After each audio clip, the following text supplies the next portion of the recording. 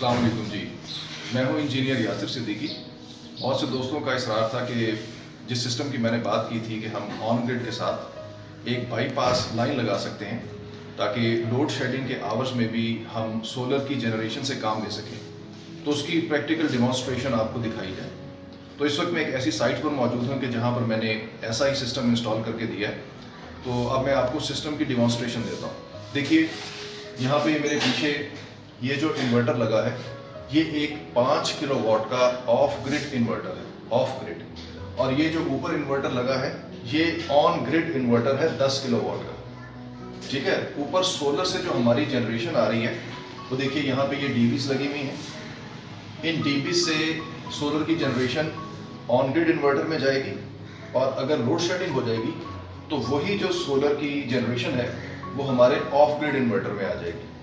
और of grid inverter से यहाँ पे चेंज ओवर के थ्रू वो हमारे घर का वो सारा लोड जिसको कि हमने ऑफ ग्रिड के साथ कनेक्ट किया हुआ है, वो उसको चलाएगी। और जैसे ही लाइट वापस आएगी तो उसके बाद हम जो ग्रिड और जो हमारी सोलर की जनरेशन है वो हमारे ऑन ग्रिड के साथ कनेक्ट हो जाएगी, और उसके बाद हमारे यहाँ पे एक्सपोर्ट शुरू हो जाएगी सोलर की जनरेशन।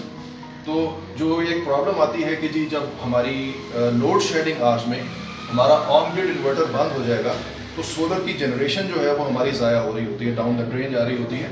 तो उस मसले को हमने इस तरीके से हल कर लिया। अब ये जो साइट है, यहाँ पे जब हमने सोलर पैनल्स इंस्टॉल किए थे तो मैंने उसके साथ फौरी तौर पे ये ऑफ ग्रिड इन्वर्टर लगा दिया, क्योंकि हमारे यहाँ पे नेट मीटरिंग होते होते वक्त लगना था, जो कि तकरीबन 1 महीना लग गया। तो उस दौरान इस घर का लोड जो है वो इस ऑफ ग्रिड इन्वर्टर पे चलता रहा। यानी कि जब उनकी solar plates, solar panels install हुए तो उसके बाद कोई भी डाउन टाइम नहीं था, कोई भी ऐसा वक्त नहीं था कि जब वो इंतज़ार कर रहे हों कि जी हमारे ग्रीन मीटर लग जाए तो उसके बाद हम उस जनरेशन से फ़ायदा उठाना शुरू करें।